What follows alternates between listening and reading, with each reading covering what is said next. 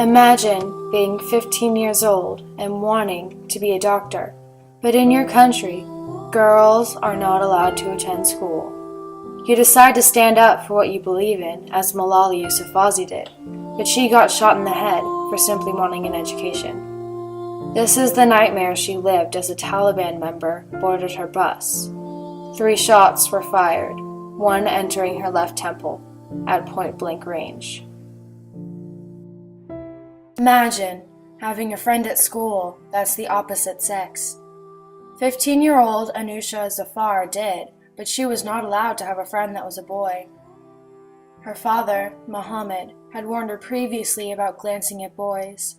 As punishment, while she slept, her parents threw acid on her. She was burned over 70% of her body. She died 2 days later of her injuries. Imagine being promised to wed by your father at age 12. Being forced to marry at age 14. Being married into a lifetime of servitude. Bibi Aisha was. She tried to flee her abusive situation and was brutally attacked. Her husband and his family mutilated her face. They hacked off her nose and ears, leaving her permanently disfigured. Should these girls be denied education, the right to have an opinion, and protection from abuse? The answer seems obvious. But women have not been given the same rights as men throughout history. They have been fighting for them. In the United States, we have been fortunate to have women who have been brave enough to stand up for the rights of women. But was it enough? Suffragists of the 20th century fought for voting rights and succeeded with the ratification of the 19th Amendment in 1920. However, their effort fell short by creating a sense of superficial equality for females and a hunger for a woman's egalitarianism.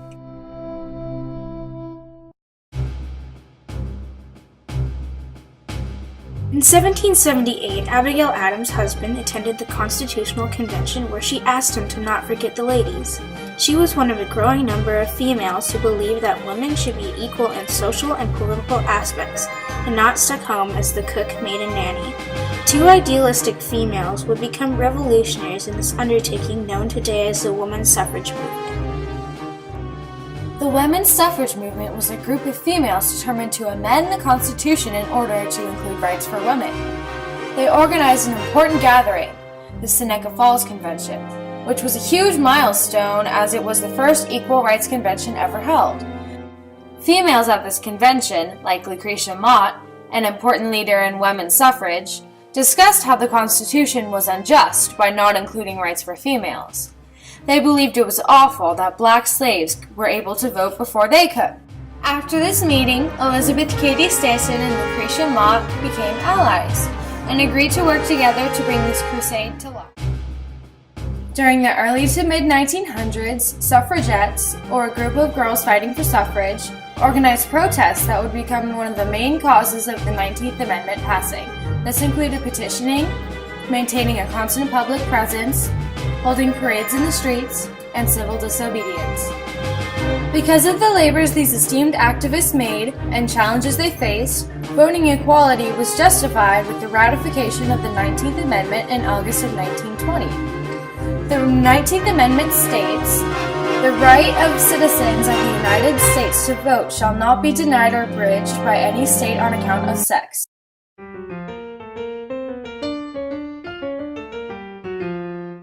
Early 1920s women were exuberant about their new entitlements. They were celebrating by defying society's standards of what women were supposed to do, say, and wear. They broke out of their domestic roles by wearing shorter skirts, more dramatic makeup, and they cut their hair. The Roaring Twenties was the birth of a new woman. Even though the 20s showed promise, the hunger for equality was not satisfied. Women soon realized that they were still not on the same playing field as men. This begins to appear in the 30s, with women fighting for contraceptive and lesbian rights, but was most strongly demonstrated in the 1960s when another large wave of feminism began.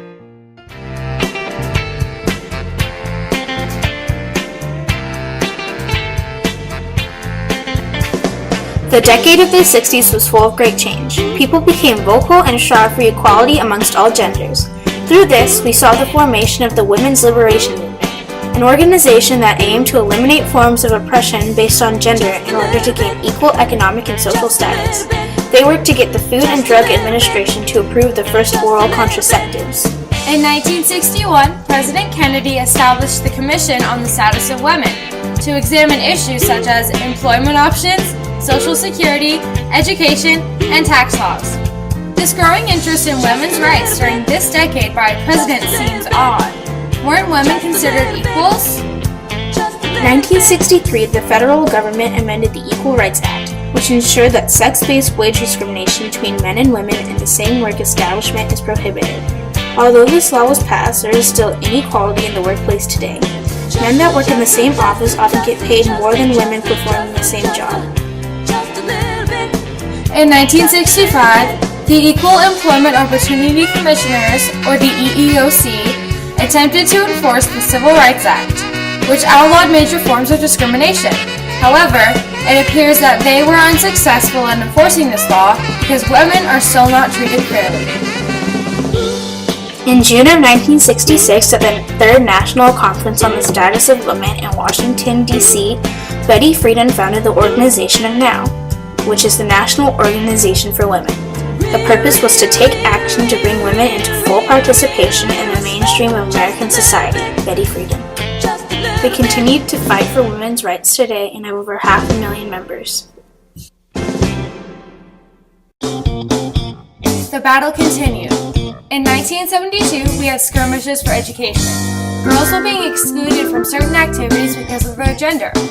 Title IX of the Education Amendments banned sex discrimination in schools. In 1978, we lobbied for the Pregnancy Discrimination Act, which prevented women from losing their jobs if they became pregnant. In 1994, we struggled to pass the Violence Against Women Act, which created harsher penalties for sex offenders and compensated victims of domestic violence and rape. Despite all these efforts, in 2008, 31% of female workers reported they had been sexually harassed in the workplace. They had been denied promotions or even fired for speaking up. Many advocates, like the anti-suffrage movements, believe that women shouldn't have been given the equality that they have. However, if women hadn't stepped up in place of men in World War II, would this country have thrived? Women carried this country while men were at war. They worked hard, got their hands dirty, and showed their worth. Others believe that men are stronger both physically and mentally, and that accepting women into the service will weaken the military. Perhaps it's reluctant recruits that weaken the military. Would you rather have women next to you in combat that wanted to be there, or a man that was forced to? The truth is, many men still feel superior to women, and these men could argue that since women can vote, they do have equality. The Constitution states that a resident of America who is born in this country can be president. But even though women gained rights almost 100 years ago, we have never had a female president.